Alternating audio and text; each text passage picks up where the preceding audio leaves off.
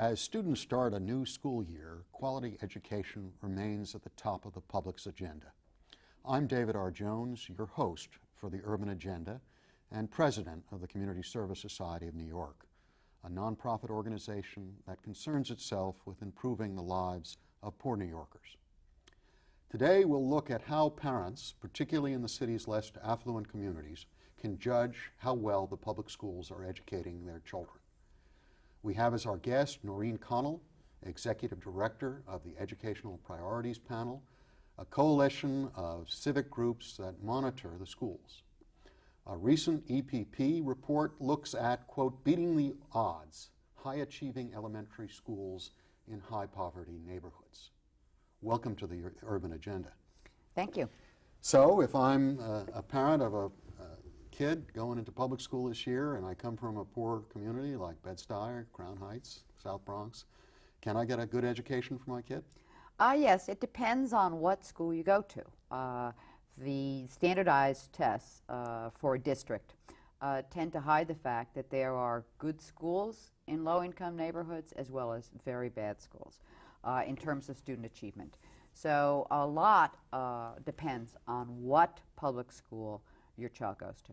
So how would I go about finding that? I'm setting my child starting in kindergarten or in elementary school, and I'm looking around, and how do I know if the PS down the block is going to actually take care of my child? Well, the first thing is if you have access to the internet, which a lot of course, low-income people don't have, but if they do, there are now report cards. The State Education Department, as well as the Board of Ed, issues a report card, and the standardized tests are on that report card. So if you don't have access to the internet, you can also call up the State Education Department in Brooklyn, Hanson Place, and ask them for a report card from for a specific school. The other thing, it's very much of a tip-off. We found that in the high-performing elementary schools that were part of our study, at least a third of the principals made a point to meet with every parent of a incoming kindergarten child. And not only that, the very best schools gave a questionnaire or a quiz to the parents in the spring. And they said, we want you to work with your child, so when the child comes in the fall and begins school, the child knows how to write his name or her name, knows what the shapes are, what colors are. And interestingly, our own members of the panel, many of whom are retired principals or retired teachers, looked at this questionnaire and said, this is the kindergarten curriculum. This is what students are supposed to know at the end of kindergarten, and they're actually asking parents to work with their children so the children come to school pretty much prepared. And so you can tell that, number one, there's a really good focus on curriculum as early as kindergarten. Too many schools, and you can say that this is particularly, unfortunately, true about low-performing schools, they only focused on the test grade. So in the past, the key test was the third grade. Right. Now the key test is the fourth grade. And so they ignore kindergarten, first, second. And you will hear principals admit that they put their best teachers in the third or the fourth grade because that's the grade that's tested. But in these high-performing schools, what they do is they tend to put their best teachers in kindergarten or teachers the most suitable for teaching in kindergarten. And they put a lot of emphasis on communication with parents. And the communication isn't fancy, but they really clue in the parent about what's expected of their child. Okay, so I happen to be, I get my report card, I look at it, and I find out my neighborhood school is abysmal. What do I do? Is it too late to do anything? No, it isn't. You can actually ask for gain admittance to the good schools, but I can tell you one of the problems, and parents encounter this all the time, and that is the better the school, the more likely they're already overcrowded. We did a study of building capacity and found that a lot of low-achieving schools, the parents have already walked with their feet. And so there's usually a lot of space available in lower-performing schools, except in Queens, where every school is over capacity. You know, every school is overcrowded. And high-achieving schools will tend to be crowded, and parents will manufacture addresses to be in that, in the catchment area of the school. But in general, you can go to the superintendent and say you would like to go to this school. And it's important, of course, to find out what school you want to go to and to see whether that's possible to get into that school. And there's a great degree of steering going on. And another organization called ACORN had testers, and some EPP members participated in that as white and minority black or Hispanic parents. And they got different treatment. What was good about these high-achieving schools is they treated every parent. They had a good customer relations, let me put it this way, and they treated every parent as someone they needed to communicate with at the very beginning. Yeah, what you've described, however, Noreen, really, having dealt with issues of poverty now for most of my career, puts a single parent or a parent with multiple problems who's been sent to a WEP assignment at an incredible disadvantage. They have to initiate things when they're dealing with survival issues. What do you do? Absolutely true. But in these schools that we looked at, they were in general not gifted and talented. We excluded all the schools that were magnet schools. And essentially they wanted to meet with a parent, but these principals, we found out, were in their schools 14 hours a day. And it was not unusual to have 7 o'clock meetings with parents. It was not unusual to have 7 o'clock meetings in the evening, parents. So they made themselves available to parents. And but let me just say that it wasn't it was a discussion and communication which was based on understanding that if the parent did their part, the school would do theirs. So it wasn't just friendly relations or marketing. They really wanted a partnership with a parent, and they would call in parents. This was another thing we discovered to be a common pattern. They would call in parents if they felt that the child was falling behind, if the child was not doing homework assignments, and they would try and come to an accommodation, even with single parents, because quite a few of the parents were single parents. Quite a few of them were in the WEP program. They stated that, in fact, there was less parent involvement simply because in their PTA activities or PA activities, because parents were being assigned to work duties by and they couldn't go to the and PTA they couldn't go to the PTA meetings. On the other hand, they didn't feel the slightest bit shy of calling in the parent, and if the parent said, "Look, I have 2 jobs, I'm not home," then say, "Well, what about an aunt?" They would come to make some arrangement so that the parent would work with the child. Okay. How many schools did you examine in your We report? examined 14 elementary schools. We started out with 22. 22 schools are serving the highest population, poor children. Well, there's more than 22. I mean, it's understand. Just in your it's higher. sample. But in our sample, it was 22. And when we called up, we found out that some of them had gifted and talented programs. Some of them had very high special education referral rates. We stayed away from these schools also. And we generally went to the schools which accepted everybody in the neighborhood, and it was a very high poverty neighborhood. And how did it break? These schools generally did better than the city average, and we found that we thought there'd be similarities right away. And we were thrown for a loop because some of these schools were very traditional and some of them were very progressive. And there didn't seem to be a common approach to learning. But they were all considered high performing. That's right. And we thought that it would be very similar, that we'd find some magic textbook series, or we'd find some magic philosophy about phonics or literature. And they were at the opposite poles on these issues, but we did find some very definite similarities. First of all, a very strong work ethic, and the principal led the pack on the work ethic, but you'd hear the teachers, you'd even hear the parents saying, "We work hard here, this is a place of business," and long hours were appreciated. So that was one thing we found out. Second of all, they were very engaged in the curriculum. Even though the curriculum was different at each school, they really did look at what was being taught in kindergarten. A lot of the talk in the school among the teachers and the principals were in fact about the curriculum, about the books, about the textbooks, about learning.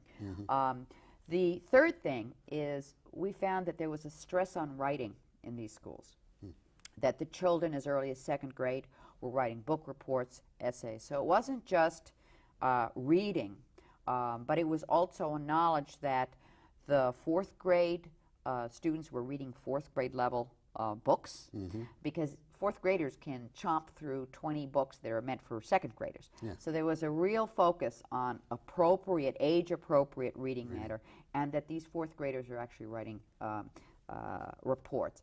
There was also very nice buildings. I mean, some of the buildings were physically were really cramped, small 1890 buildings. Right. In fact, we went to one school where there was only one adult toilet that was in fact in the principal's office. So there was a huge crowd during the interview You got to see waiting everybody. for all the staff, to come pouring through. And unfortunately, the principal all day long heard the flushing, all day long, sort of like Niagara Falls. And then there was another school where the principal just, it's funny, all of these principals said, "Isn't this school gorgeous?" And we look at this school, we'd have to be very polite and say, "Oh, yes," but it was, they were just regular, the whole variety of schools, but the principal was engaged in the school. Right. And they thought their buildings were beautiful, and they all had good relationships with the custodians, and everything was clean, sparkling. Everybody in the building knew what they were doing. From the aide that met you at the door, everybody seemed to know what the purpose of the school was. So there's a good esprit de corps in communications, but it was all based, and this came through very, very clearly, that the principals expected good instruction in the classroom. The principal's expectation was that the parents do their part. There was a sort of mutual expectation about how well the students should be doing and what the jobs were. And the other thing, too, when I told you about the principal with the bathroom off his office, it didn't really matter too much for him because he was never in his office. We found none of these principals in their office. As the school was operating, they were in the classroom every single minute, almost. And their focus was what was happening in the classroom. And if they saw something they didn't like, they would pull the teacher out of the classroom. They'd never upbraid the teacher. In front. But they would talk to the teacher outside and say, "Well, I think you could do this. I think you could do that." Similarly, we found when we interviewed the teachers knew how each other's classes were doing.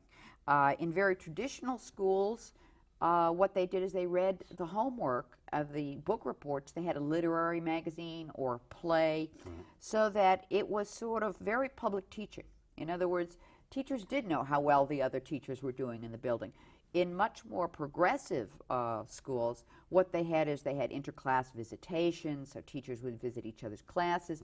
But nevertheless, it's not a situation where the teacher goes in the classroom, closes the door, and she teaches or he teaches in isolation. It was very public performance. And that seemed to be constant across. Absolutely, through all the different philosophies of the different schools. Okay, so these are the high-performing. Do you think this represents 25% of the system, or 5% of the system, or 1% of the system? What is the notion here? I would say that it represents about 10%. These were highly successful schools. In other words, if they were in the suburbs, they'd be off the charts in some degrees. And we think that to really, when you're dealing with large numbers of children who don't speak English, and some of these schools had high immigrant populations, and then you're situated in a neighborhood which is distressed, where they don't have, almost no one's on the streets. I mean, we went to neighborhoods, these schools, during the day, and there was not even any pedestrian traffic. There were just people lingering on the sidewalks, and all the storekeepers had very thick bulletproof glass. And in these neighborhoods, the children don't play on the streets. In other words, they go from the school and they go directly to the apartment, and they stay in that apartment all the day. So they don't come out and play. So in these neighborhoods, the school has to be very high functioning. And there has to be rapid communication to the parents. There has to be a quality control in terms of instruction, so that children are really brought up to speed in a very good, thorough way, and that the teachers know that the lesson plan is getting across. So who have you brought your report to? Who's going to do something about it? Well, which is as an advocate, we're fellow advocates here. Right, it's always right. one of the questions. I would say that, of course, the principals union was very impressed by the report because we showed how long the hours were of a principal, and we also showed that the principals didn't have an awful lot of support. In other words, one of the big complaints of principals is that there wasn't really enough money for books, that the lack of money for supplies just took enormous amount of time, and that the lack of a guidance counselor in schools meant that they had to handle troubled students and troubled families and try and get their services. Interestingly enough, the chancellor also read the report, and he said that he agreed with most of it. And the thrust of the report really was there's now a very elaborate program at the state level for turning around low-performing schools. It's called SUR, Schools Under Registration Review. But what sort of program is there for turning around mediocre schools so that they're high-performing?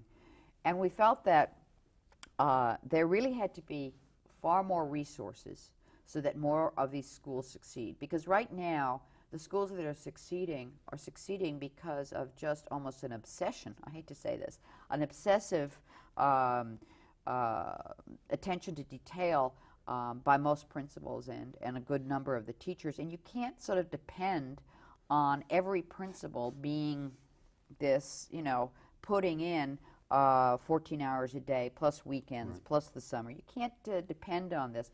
And a lot of the best principals are being wooed by the suburbs. Yeah, I think we just heard about a report of an enormous exodus of principals. And in the past, the suburbs around New York City they used to recruit our teachers. They never used to recruit our principals. Now they're recruiting the principals. And they're looking at these the websites of the state education department to pinpoint the high-achieving schools and to lure them away. Sure. The thrust of our report was that more attention had to be given by the Board of Education to recruitment and to encourage more high-performing teachers to be principals, because essentially this set of principals did not manage a building. They managed instruction, and they felt that they had been a good teacher in the classroom, and therefore they were able to help their colleagues, their professional colleagues, be good teachers in the classroom. And I think a business-oriented principal is less likely to be able to go into the classroom, to have the confidence of the teacher. And one of the things we say is that some of these principals were quite difficult to work with, we could imagine. I mean, these were some pretty strong individuals, right? And we gathered from some experts we consulted, as well as the teachers we interviewed, that they went along with a pretty demanding principal because they felt that the principal had the best interests of the child at heart, and that the principal took what they were doing in the classroom seriously. And you have to recruit people up the chain of command who like the classroom, because one of the things we were told repeatedly in interviews is that frequently people who are unsuccessful in the classroom are the very ones who apply to be assistant principals, because it's a way out of the classroom. And so they're the least likely to be good supervisors. Right. Let me get into some other issues that I know EPP is actively involved in. There's obviously an ongoing debate about holding kids back when they fail the recent exam. What is your position on that? How do you feel about that? Well, first of all, New York City has already gone through a grade retention policy. I think the reality is that no one likes grade retention, or let me put it this way. The educational experts and monitors don't like social promotion, but they don't like grade retention either. So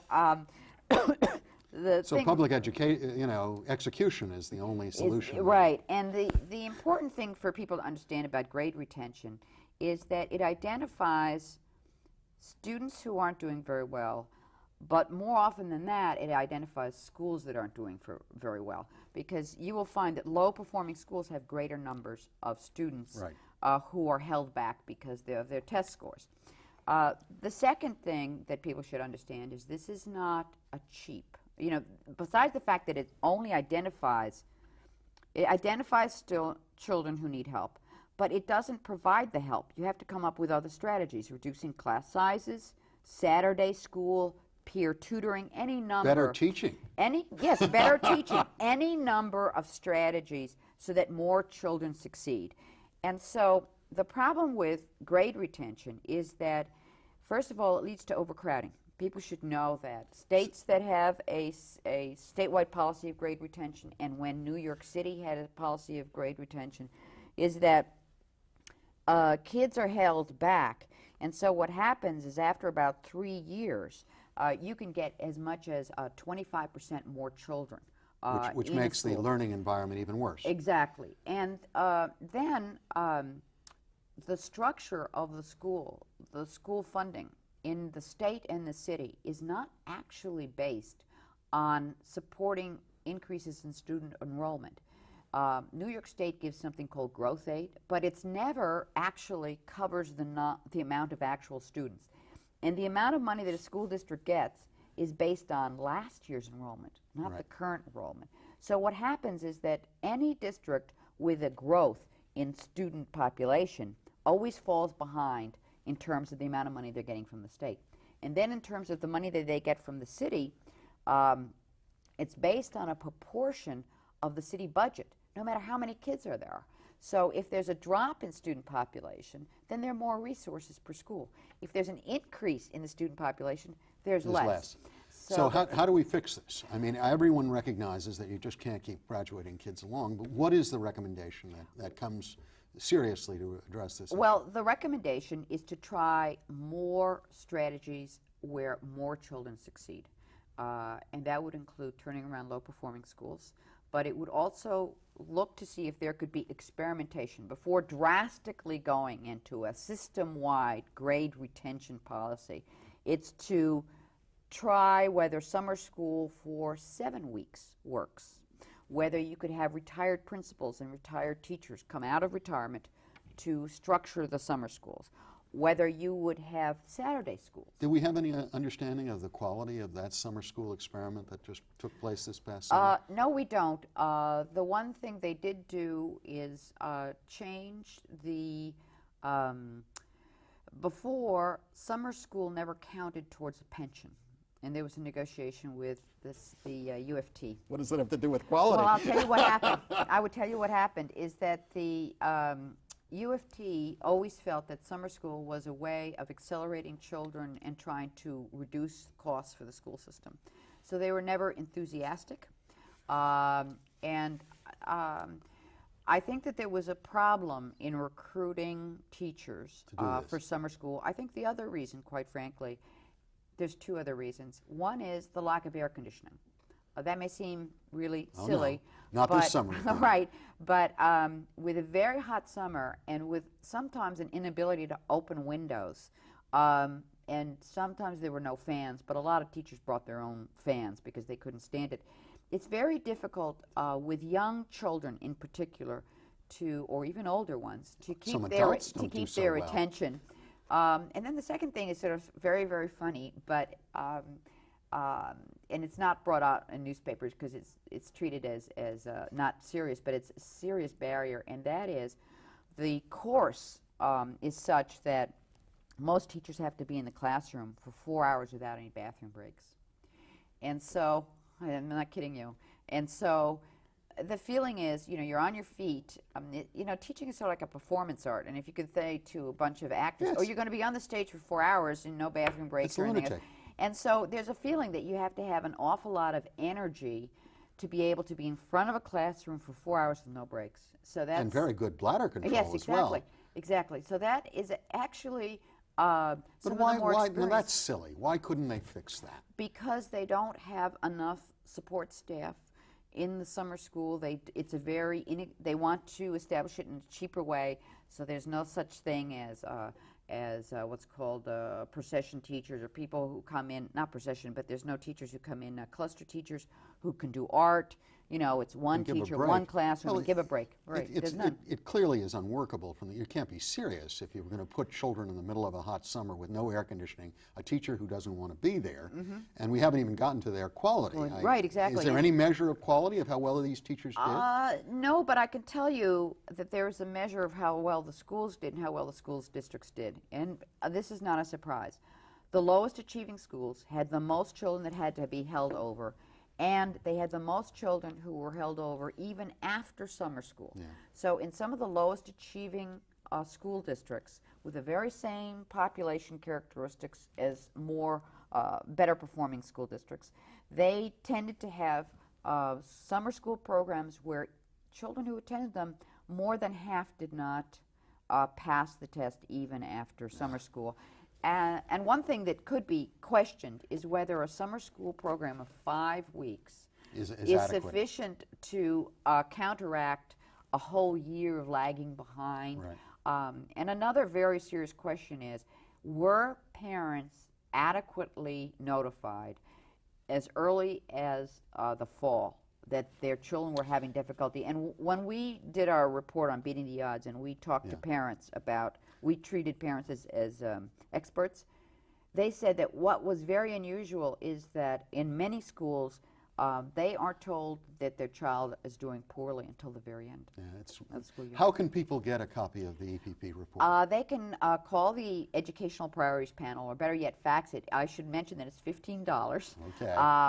And they can fax us at 964-7354, area code 212. And I'll tell you why it's good to send us a fax, because we will fax back an outline of the book to see if they really want it. We're not interested in making money on the report, and it may not be as what they thought it was going to be.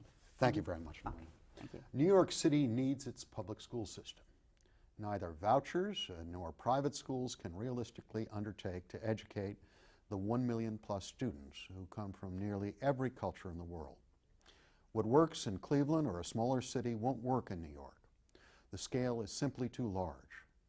So the challenge becomes to make the city's public school system once again the great educational machine it was for past generations. That calls for money and political commitment. I am David R. Jones for the Urban Agenda. Thank you for watching.